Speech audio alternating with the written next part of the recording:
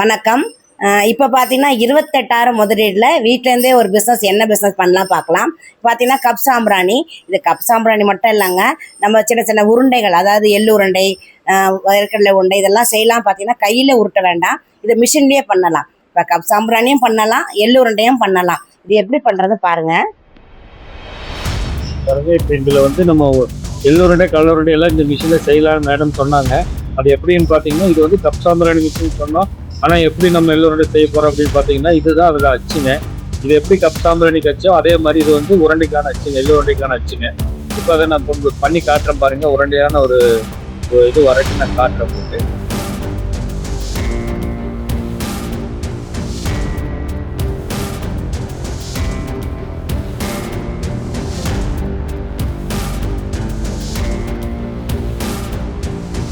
பாருங்க.